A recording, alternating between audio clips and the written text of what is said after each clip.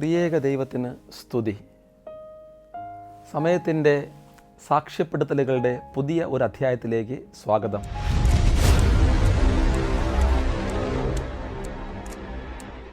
സാധു സുന്ദർ സിംഗ്, വിശ്വാസത്തിൻ്റെ കാഷായം. സമയം സാക്ഷിയുടെ ഇന്നത്തെ ചർച്ച ഈ വിഷയത്തെ അടിസ്ഥാനമാക്കിയാണ്.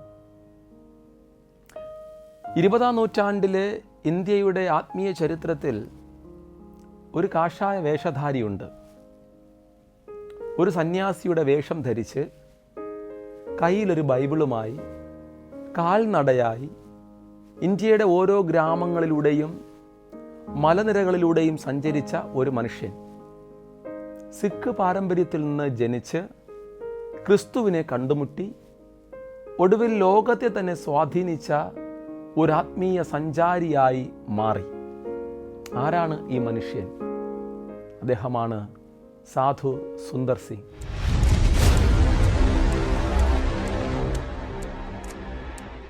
ഒരു സാധുവിൻ്റെ ലാളിത്യവും ഒരു മിഷണറിയുടെ ദൗത്യ ബോധ്യവും ഒരു ക്രിസ്തു ശിഷ്യൻ്റെ എളിമയും ഒത്തുചേർന്ന ഒരു ജീവിതം. ഇന്ന് നമ്മൾ സംസാരിക്കുന്നത് ആധുനിക ഇന്ത്യയുടെ ആത്മീയ ഭൂപടത്തിൽ തൻ്റെ വിശ്വാസം കൊണ്ട് ആഴത്തിൽ അടയാളപ്പെടുത്തിയ സാധു സുന്ദർ സിംഗിനെ കുറിച്ചാണ്.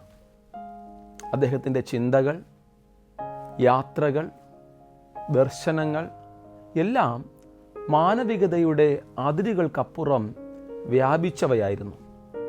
നമുക്ക് അദ്ദേഹത്തിൻ്റെ ജീവിതത്തിൻ്റെ വഴികളിലൂടെ ഒരു കൊച്ചു യാത്ര നടത്താം. 1889 പഞ്ചാബിലെ പാട്ടിയാല സംസ്ഥാനത്തുള്ള രാംപൂർ കഥാനിയ എന്ന ഗ്രാമത്തിൽ ഒരു സമ്പന്ന സിഖ് കുടുംബത്തിൽ സുന്ദർ സിംഗ് ജനിച്ചു. തൻ്റെ ആത്മീയ വളർച്ചയ്ക്ക് തൻ്റെ അമ്മയുടെ സ്വാധീനം വ്യക്തമായിരുന്നു. ചെറുപ്പത്തിൽ തന്നെ സാധുക്കളെ ബഹുമാനിക്കുവാനും അവർക്ക് ഭക്ഷണം നൽകുവാനും ആ അമ്മ സുന്ദറിനെ പഠിപ്പിച്ചു. ദൈവവചനങ്ങൾ പഠിപ്പിച്ച് അദ്ദേഹത്തെ ആത്മീയമായി വളർത്തുവാനും ആ അമ്മ ശ്രദ്ധിച്ചു. ഹിന്ദു മതത്തിലെയും സിഖ് മതത്തിലെയും വിശുദ്ധ ഗ്രന്ഥങ്ങൾ ആ അമ്മ അദ്ദേഹത്തെ പഠിപ്പിച്ചിട്ടുണ്ടായിരുന്നു. പഠനത്തിനായി അദ്ദേഹത്തെ ഒരു ക്രിസ്ത്യൻ മിഷണറി സ്കൂളിൽ ചേർത്തു. പക്ഷേ ക്രിസ്തീയ ഉപദേശങ്ങൾ അദ്ദേഹത്തെ വല്ലാതെ അസ്വസ്ഥനാക്കി. ക്രിസ്തു മതത്തിനെതിരെ കടുത്ത വെറുപ്പാണ് അദ്ദേഹം പുലർത്തിയിരുന്നത്. ചെറുപ്പത്തിലെ സഹപാഠികൾക്ക് മുന്നിൽ അദ്ദേഹം പരസ്യമായി ക്രിസ്തുവിനെ പരിഹസിക്കുകയും ചെയ്തിട്ടുണ്ടായിരുന്നു. പക്ഷേ ക്രിസ്തു മതത്തോടുള്ള അദ്ദേഹത്തിൻ്റെ വെറുപ്പ് തന്നെ ഒരു വഴിത്തിരിവായി പിന്നീട് മാറുകയുണ്ടായി. തൻ്റെ 14-ാമത്തെ വയസ്സിൽ തൻ്റെ പ്രിയപ്പെട്ട അമ്മയുടെ വേർപാട് സംഭവിച്ചപ്പോഴാണ് ആ വേർപാട് അദ്ദേഹത്തെ കടുത്ത നിരാശയിലേക്കും ശൂന്യതയിലേക്കും തള്ളിയിട്ടപ്പോഴാണ് ആ മാറ്റം സംഭവിക്കുന്നത്. ഈ വേദനയിൽ മനം നൊന്ത് അദ്ദേഹം ഒരു ബൈബിൾ എടുത്ത് തൻ്റെ വീടിൻ്റെ അടുപ്പിലേക്ക് വലിച്ചെറിഞ്ഞു.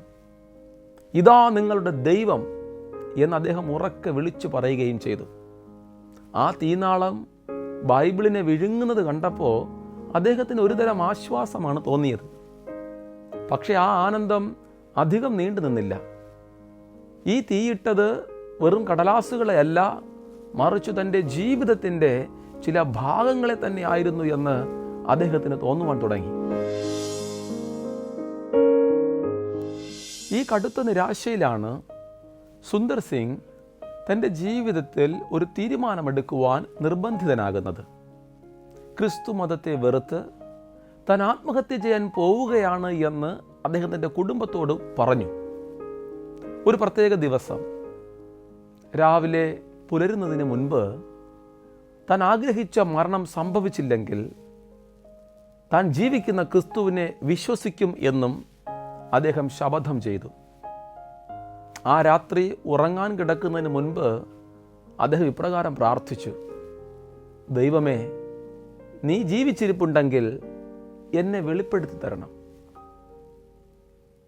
നിന്നെ എനിക്ക് വെളിപ്പെടുത്തി തരണം. പുലർച്ചെ ഏകദേശം 3:30 മണിക്ക് സുന്ദർ സിംഗ് ഉറക്കമുണർന്നു. മുറിയിലൊരു തിളക്കമുള്ള പ്രകാശം ആ സമയം നിറഞ്ഞിരുന്നു. ആ പ്രകാശത്തിനിടയിൽ അദ്ദേഹം യേശുക്രിസ്തുവിൻ്റെ രൂപം കണ്ടു. യേശു കർത്താവ് അദ്ദേഹത്തോട് സംസാരിച്ചു. അതിപ്രകാരമായിരുന്നു: എത്ര കാലം നീ എന്നെ ഉപദ്രവിക്കും? ഞാൻ നിന്നെ രക്ഷിക്കാനാണ് വന്നത്, ശിക്ഷിക്കാനല്ല. ഈ അനുഭവം അദ്ദേഹത്തിൻ്റെ ജീവിതം മാറ്റിമറിച്ചു.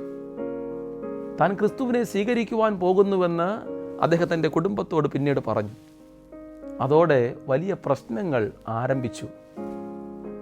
കുടുംബം അദ്ദേഹത്തെ ഈ തീരുമാനത്തിൽ നിന്ന് പിന്തിരിപ്പിക്കുവാൻ പല വഴികളും നോക്കി. ആദ്യം അവർ ചില വാഗ്ദാനങ്ങൾ നൽകി. പണവും സ്വത്തും നല്ലൊരു ഭാവിയും വാഗ്ദാനം ചെയ്തു. അതുകൊണ്ട് ഫലമില്ലെന്ന് കണ്ടപ്പോൾ അവർ ഭീഷണിപ്പെടുത്തി. ഒടുവിൽ അദ്ദേഹത്തെ വീടിനുള്ളിൽ പൂട്ടിയിടുക പോലും ചെയ്തു. പക്ഷേ ഈ എതിർപ്പുകളൊന്നും അദ്ദേഹത്തിൻ്റെ മനസ്സിനെ മാറ്റാൻ കഴിഞ്ഞില്ല. ഈ പ്രതിസന്ധികൾക്കിടയിലും അദ്ദേഹം തൻ്റെ തീരുമാനത്തിൽ ഉറച്ചു നിന്നു. ഒടുവിൽ 1903 ക്രിസ്തുവിശ്വാസം സ്വീകരിച്ച അദ്ദേഹത്തെ വീട്ടിൽ നിന്ന് അവർ പുറത്താക്കി. പിന്നീട് വിഷം നൽകി അദ്ദേഹത്തെ കൊലപ്പെടുത്താൻ പോലും ശ്രമിച്ചിട്ടുണ്ട് എന്നാണ് ചരിത്രം. പക്ഷേ ദൈവകൃപയാൽ അദ്ദേഹം രക്ഷപ്പെട്ടു. 1905 സിംലയിൽ വച്ച് ക്രിസ്തുനാമത്തിൽ സ്നാനപ്പെട്ട അദ്ദേഹം ഒരു സാധുവിൻ്റെ അല്ലെങ്കിൽ സന്യാസിയുടെ ജീവിതം ആരംഭിച്ചു. കുടുംബത്തെ ഉപേക്ഷിച്ച് ക്രിസ്തുവിൻ്റെ മാർഗം സ്വീകരിച്ചപ്പോൾ സുന്ദർ സിംഗ് ഒരു പ്രധാന തീരുമാനമെടുക്കുകയുണ്ടായി. മിഷണറിമാരെ പോലെ പാശ്ചാത്യ വസ്ത്രങ്ങൾ ധരിക്കുന്നതിന് പകരം അദ്ദേഹം ഒരു ഇന്ത്യൻ സന്യാസിയുടെ വസ്ത്രം ധരിച്ചു, ഒരു കാഷായ വേഷം. ഈ വസ്ത്രം ധരിച്ചുകൊണ്ട് അദ്ദേഹം ഭാരതത്തിൻ്റെ സംസ്കാരത്തോടും ആത്മീയതയോടും ചേർന്ന് നിന്നു. സിഖ് മതത്തിൽ നിന്ന് വന്ന ഒരു സാധുവിനെ പോലെ അദ്ദേഹം കാൽനടയായി ഇന്ത്യയുടെ ഓരോ ഗ്രാമങ്ങളിലൂടെയും സഞ്ചരിച്ചു. ഹിമാലയത്തിൻ്റെ മഞ്ഞുമലകൾ താണ്ടി തിബറ്റിലെ കഠിനമായ കാലാവസ്ഥയെ അതിജീവിച്ച് ക്രിസ്തുവിൻ്റെ സന്ദേശം അദ്ദേഹം നൽകി. അദ്ദേഹത്തിന് ധാരാളം എതിർപ്പുകൾ നേരിടേണ്ടി വന്നു. കല്ലെറിയപ്പെട്ടു, തടവിലാക്കപ്പെട്ടു. പക്ഷെ ഒന്നിനും അദ്ദേഹത്തിൻ്റെ വിശ്വാസം തകർക്കുവാൻ കഴിഞ്ഞില്ല. ഇതിനിടയിൽ ഒരുപാട് പേർക്ക് ആശ്വാസം നൽകിക്കൊണ്ട് അദ്ദേഹം ഒരു കുഷ്ഠരോഗ ആശുപത്രിയിൽ സേവനം ചെയ്യുകയും ചെയ്തു. അത് സബത്തു എന്ന സ്ഥലത്തായിരുന്നു. ഹിമാചൽ പ്രദേശിലെ ഒരു ചെറിയ കുന്നിൻ പ്രദേശമാണ് സബത്തു. ബ്രിട്ടീഷുകാരുടെ സൈനിക ക്യാമ്പ് ഉണ്ടായിരുന്ന ഒരു സ്ഥലം. അക്കാലത്ത് വേദനിക്കുന്ന ഒത്തിരി കുഷ്ഠരോഗികൾ അവിടെ ഉണ്ടായിരുന്നു. ആരും അടുക്കുവാൻ തൊടുവാൻ പോലും മടിച്ച അവരുടെ ദുരിതങ്ങൾക്കിടയിൽ അവരെ ശുശ്രൂഷിച്ച് സുന്ദർ സിംഗ് സ്നേഹത്തിൻ്റെ സാക്ഷ്യമായി മാറി. എൻ്റെ രാജ്യം സ്വർഗമാണ്, ഈ ഭൂമിയിൽ ഞാനൊരു വിദേശിയാണ് എന്ന് അദ്ദേഹം ആവർത്തിച്ചു പറഞ്ഞിരുന്നു. അദ്ദേഹത്തിൻ്റെ യാത്രകൾക്ക് അതിരുകളില്ലായിരുന്നു. 1918 മുതൽ 1922 വരെ അദ്ദേഹം ലോകം മുഴുവൻ സഞ്ചരിച്ചു. ബ്രിട്ടൻ, സ്വിറ്റ്സർലാൻഡ്, അമേരിക്ക എന്നിവിടങ്ങളിൽ അദ്ദേഹം പ്രസംഗങ്ങൾ നടത്തി. 1911 അദ്ദേഹം തൻ്റെ പ്രഭാഷക ലൈസൻസ് തിരികെ നൽകി ഒരു സാധുവിൻ്റെ ജീവിതത്തിലേക്ക് പൂർണ്ണമായും മടങ്ങി. സാധു സുന്ദർ സിംഗ് ഒരു പ്രഭാഷകൻ മാത്രമല്ല, ഒരു മികച്ച ചിന്തകനും എഴുത്തുകാരനും കൂടെയായിരുന്നു. 1922 1929 ഇടയിൽ അദ്ദേഹം 8 പുസ്തകങ്ങൾ രചിച്ചു. ഈടുറ്റ ആശയങ്ങൾ നിറഞ്ഞ 8 പുസ്തകങ്ങൾ. ഉറുദു ഭാഷയിലാണ് അദ്ദേഹം ആ പുസ്തകങ്ങളൊക്കെ എഴുതിയിരുന്നത്. പിന്നീട് അവ ഇംഗ്ലീഷിലേക്കും മറ്റു ഭാഷകളിലേക്കും വിവർത്തനം ചെയ്യപ്പെടുകയുണ്ടായി. പിൽക്കാലത്ത് അദ്ദേഹത്തിൻ്റെ ചില പ്രശസ്തമായ ചിന്തകളിലേക്ക് നമുക്കൊന്ന് കണ്ണോടിക്കാം. ഉപ്പ് വെള്ളത്തിൽ അലിഞ്ഞില്ലാതാകുമ്പോൾ അത് പൂർണ്ണമായും ഇല്ലാതാകുന്നില്ല. വെള്ളം രുചിച്ചാൽ അതിൻ്റെ സാന്നിധ്യം നമുക്ക് മനസ്സിലാക്കാം. അതുപോലെ നമ്മുടെ ഉള്ളിൽ വസിക്കുന്ന ക്രിസ്തുവിനെ കാണാൻ നമുക്ക് സാധിക്കില്ലെങ്കിലും അവിടുന്ന് നമുക്ക് നൽകുന്ന സ്നേഹത്തിലൂടെ ക്രിസ്തുവിൻ്റെ സാന്നിധ്യം മറ്റുള്ളവർക്ക് ബോധ്യമാകും. പ്രിയരെ, ഒരാരാധനയിലെ സുപ്രധാനപ്പെട്ട ഒരു ഭാഗം എന്നത് നമ്മുടെ പാപങ്ങളെക്കുറിച്ച് ഒരു ബോധ്യമുണ്ടാകുന്ന ഒരു ഭാഗമാണ്. ദൈവസാന്നിധ്യം യഥാർത്ഥമായി അനുഭവിക്കുമ്പോഴാണ് നമ്മിലൊരു നിലവിളി ഉണ്ടാകുന്നത്, അനുതാപമുണ്ടാകുന്നത്. ആ അനുതാപമാണ് നമ്മെ പശ്ചാത്താപത്തിലേക്കും തുടർന്ന് മാനസാന്തരത്തിലേക്കും തുടർന്ന് ഒരു രൂപമാറ്റത്തിലേക്കും നമ്മെ നയിക്കേണ്ടത്. അതേക്കുറിച്ചും മനോഹരമായ ഒരു ഉദാഹരണം സാധു പറഞ്ഞിട്ടുണ്ട്. സമുദ്രത്തിലെ ഉപ്പുവെള്ളം സൂര്യൻ്റെ ചൂടേറ്റ് നീരാവിയായി ഉയരുമ്പോൾ അതിലെ ഉപ്പും കയ്പും താഴെ ഉപേക്ഷിച്ച് ശുദ്ധമായ വെള്ളമായി മാറുന്നു. അതുപോലെ ഒരു വിശ്വാസിയുടെ പ്രാർത്ഥനകൾ സ്വർഗത്തിലേക്ക് ഉയരുമ്പോൾ പാപങ്ങളുടെ എല്ലാ കറയും ശുദ്ധീകരിക്കപ്പെടുന്നു. എത്ര മനോഹരമായൊരു പ്രസ്താവന. തുടർന്ന് അദ്ദേഹം ഒരു ഉപമയിലൂടെ പാശ്ചാത്യ ലോകത്തിലെ ക്രിസ്തു മതത്തെക്കുറിച്ചുള്ള തൻ്റെ കാഴ്ചപ്പാട് വിശദീകരിക്കുന്നുണ്ട്. നൂറ്റാണ്ടുകളോളം വെള്ളത്തിൽ കിടന്ന ഒരു കല്ല് താൻ എടുത്തു നോക്കി. ഹിമാലയ സാനുക്കളിലെ വനാന്തരങ്ങളിലൂടെ സഞ്ചരിക്കുമ്പോഴാണ് അത് സംഭവിക്കുന്നത്. അത് പുറമേ നനഞ്ഞിരുന്നു എങ്കിലും താനത് പൊട്ടിച്ചു നോക്കിയപ്പോൾ അതിൻ്റെ ഉള്ളിൽ പൂർണ്ണമായും ഉണങ്ങിയിരിക്കുന്നതായി അദ്ദേഹം കണ്ടു. പാശ്ചാത്യ ലോകത്തിലെ പലരും അതുപോലെയാണ് എന്നാണ് അദ്ദേഹത്തിൻ്റെ പക്ഷം. അവർ നൂറ്റാണ്ടുകളോളം ക്രിസ്തു മതത്തിൻ്റെ ചുറ്റും ജീവിക്കുന്നു, അതിൻ്റെ ഗുണങ്ങൾ അനുഭവിക്കുന്നു. പക്ഷെ ക്രിസ്തുവിൻ്റെ സ്നേഹം അവരുടെ ഹൃദയങ്ങളെ തെല്ലും സ്പർശിച്ചിട്ടില്ല എന്ന്. സാധു സുന്ദർ സിംഗിൻ്റെ സ്വാധീനം ഇന്ത്യയിൽ മാത്രം ഒതുങ്ങി നിന്ന ഒന്നല്ല. അദ്ദേഹത്തെക്കുറിച്ചുള്ള കഥകളും ചിന്തകളും യൂറോപ്പിലും അമേരിക്കയിലും വലിയ തരംഗം തന്നെ സൃഷ്ടിച്ചിട്ടുണ്ടായിരുന്നു. പടിഞ്ഞാറൻ ക്രിസ്ത്യാനികൾ അദ്ദേഹത്തിൽ ഒരുതരം ആധുനിക മിസ്റ്റിക്കിനെ കണ്ടു. ഭൗതികതയിലും സ്ഥാപനവത്കൃത മതത്തിലും മനം മടുത്ത ആളുകൾക്ക് സുന്ദർ സിംഗിൻ്റെ ലാളിത്യവും അദ്ദേഹത്തിൻ്റെ കാൽനട യാത്രയും അദ്ദേഹത്തിൻ്റെ ആത്മാർത്ഥതകളും ഒരു പുതിയ പ്രതീക്ഷ സൃഷ്ടിക്കുകയായിരുന്നു. അദ്ദേഹത്തിൻ്റെ ജീവിതം താരതമ്യ മതപഠനത്തിനും പോസ്റ്റ് കൊളോണിയൽ ദൈവശാസ്ത്രത്തിനും ഒരു പുതിയ മാനം നൽകി. ക്രിസ്തീയ വിശ്വാസം ഒരു കൊളോണിയൽ സംരംഭമല്ല, മറിച്ച് സ്നേഹത്തിൻ്റെയും സഹാനുഭൂതിയുടെയും ഒരു പാതയാണ് എന്ന് അദ്ദേഹം സ്വജീവിതത്തിലൂടെ പഠിപ്പിച്ചു. സുന്ദർ സിംഗിൻ്റെ ദർശനങ്ങൾ പ്രമുഖ പണ്ഡിതന്മാരായിരുന്ന എവലിൻ അണ്ടർഹിൽ, ഫ്രെഡറിക് ഹെയ്ലർ, റൈമോൺ പാനിക്കർ എന്നിവരെല്ലാം വല്ലാതെ സ്വാധീനിച്ചു.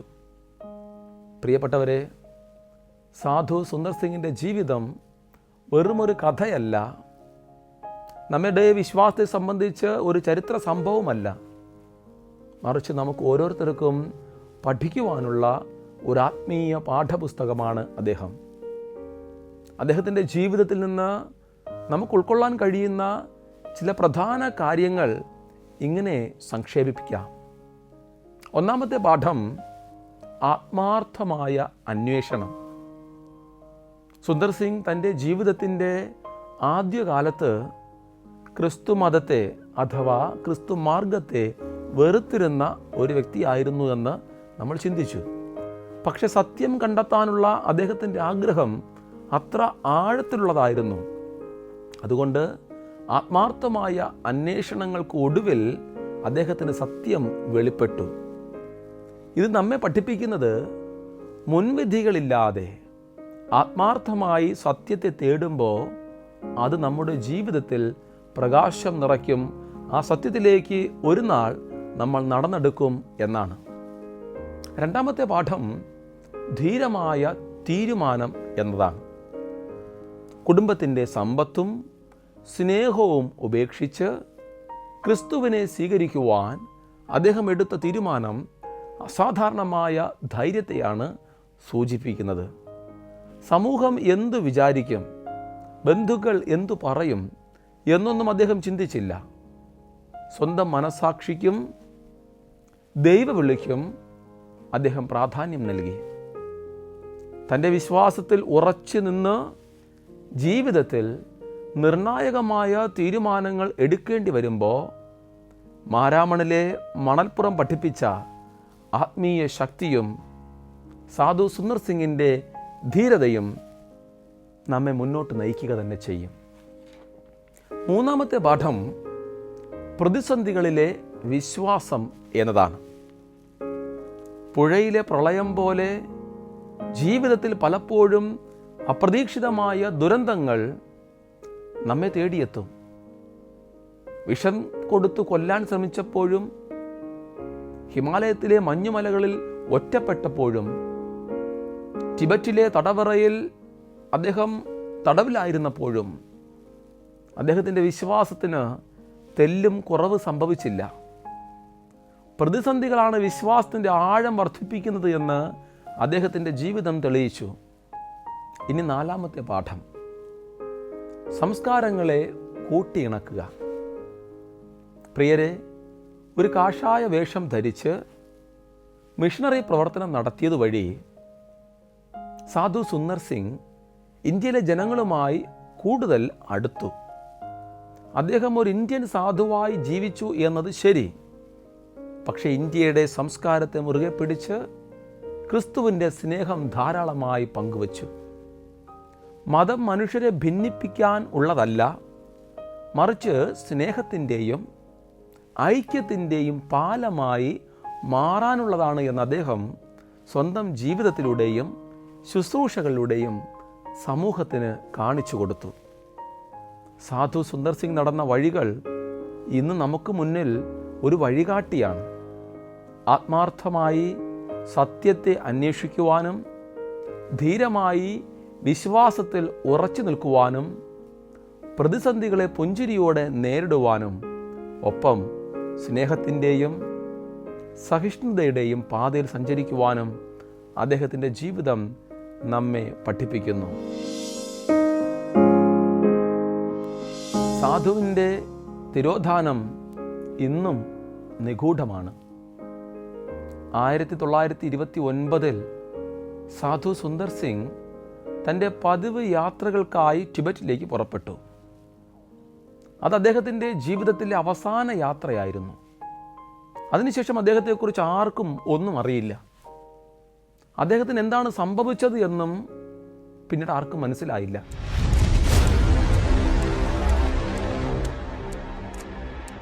സാധു സുന്ദർ സിംഗിൻ്റെ ജീവിതത്തെ അടിസ്ഥാനമാക്കി 1967 Kent Anderson journey to the sky എന്ന ഒരു ക്രിസ്ത്യൻ മൂവി നിർമ്മിച്ചിട്ടുണ്ട്. ഈ ചിത്രം അദ്ദേഹത്തിൻ്റെ കഥ ലോകം മുഴുവൻ എത്തിച്ചു. സാധു സുന്ദർ സിംഗ് ഒരു സന്യാസിയായിരുന്നു. അദ്ദേഹത്തിൻ്റെ ജീവിതം ലളിതമായിരുന്നു. പക്ഷെ അദ്ദേഹത്തിൻ്റെ സന്ദേശം അതിശക്തമായിരുന്നു. ഒരു സിഖ് യുവാവായി തുടങ്ങി ക്രിസ്തുവിൻ്റെ ശിഷ്യനായി, ഒരു സാധുവായി ആത്മീയതയുടെ പാതയിൽ സഞ്ചരിച്ച് ഒരുപാട് പേർക്ക് പ്രകാശമായി മാറിയ ഒരു മനുഷ്യൻ. ഇന്ന് നമ്മൾ അദ്ദേഹത്തെക്കുറിച്ച് സംസാരിക്കുമ്പോൾ അത് വെറുമൊരു ചരിത്രമല്ല, അത് വിശ്വാസത്തിൻ്റെയും ധീരതയുടെയും അതിജീവനത്തിൻ്റെയും കഥയാണ്. 1972 രൂപീകരിക്കപ്പെട്ട ഒരു സംഘടനയായ സാധു സുന്ദർ സിംഗ് ഇവാഞ്ചലിക്കൽ അസോസിയേഷൻ അദ്ദേഹത്തിൻ്റെ പ്രവർത്തനങ്ങൾ സമൂഹത്തിലേക്ക് വ്യാപിപ്പിക്കാൻ തുടങ്ങി. സാധു സുന്ദർ സിംഗിനെ പോലുള്ള ആളുകൾ നമ്മെ പഠിപ്പിക്കുന്നത് വിശ്വാസത്തിന് മതത്തിൻ്റെയോ സംസ്കാരത്തിൻ്റെയോ അതിരുകളില്ല എന്നാണ്. പ്രിയരെ, അദ്ദേഹത്തിൻ്റെ ഓർമ്മ എന്നും നമ്മുടെ ആത്മീയ ജീവിതത്തെ പ്രചോദിപ്പിക്കട്ടെ, പ്രകാശിപ്പിക്കട്ടെ. സമയം സാക്ഷിയുടെ ഇന്നത്തെ അധ്യായം ഇവിടെ പൂർണ്ണമാകുന്നു. സമയത്തിൻ്റെ മറ്റൊരു സാക്ഷ്യപ്പെടുത്തലുമായി വീണ്ടും നമുക്ക് പുതിയ അധ്യായത്തിലൂടെ കണ്ടുമുട്ടാം. നന്ദി.